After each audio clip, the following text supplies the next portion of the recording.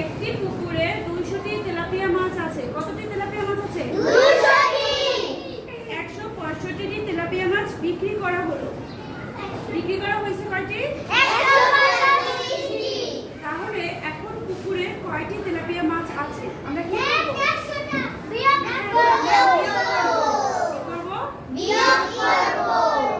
প্রথম লাইনে লিখলাম কি? পুকুরে তেলাপিয়া মাছ ছিল 200টি, বিক্রি করা হলো 135টি। এখানে কি বিয়োগটা আমি দেখিয়ে দিব? তাহলে পুকুরে তেলাপিয়া মাছ রইল কতটি? 35টি। আমরা তো বিয়োগ করতে সবাই পারি, তাই না? লেখার অঙ্কগুলো আমরা লেখাটা শিখি কিভাবে লিখবো। ওকে? আচ্ছা, এখন এটা আমরা উত্তর লিখে দিতে হবে 35। আচ্ছা, এর পরের অঙ্কটা হচ্ছে দেখো, তুহিনের 342 টাকা আছে, শাকিলের 315 টাকা আছে। তুহিনের হচ্ছে 342 আর শাকিলের হচ্ছে 315। কার বেশি টাকা? তুহিনের বেশি।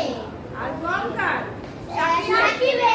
শাকিলের টাকা কম আছে। তাহলে বলা হচ্ছে কার টাকা কম আছে, আমাদের কমটা বের করতে বলছে। আমরা আগে দেখি, তুহিনের আছে 342 এবং শাকিলের আছে 315 টাকা। এখানে একটা বিয়োগ চিহ্ন হবে, বুঝলা? ওকে, তারপরে হচ্ছে এখন দেখো কত টাকা শাকিলের কম আছে, আমরা কিভাবে পাবো? ওকে, আমরা বিয়োগ করেছি এবং পেয়েছি 27 টাকা। তাই শাকিলের কত টাকা কম আছে?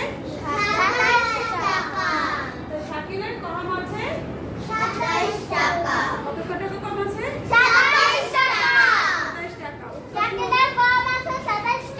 ঠিক আছে, শাকিলেরই তো কম, তাই না?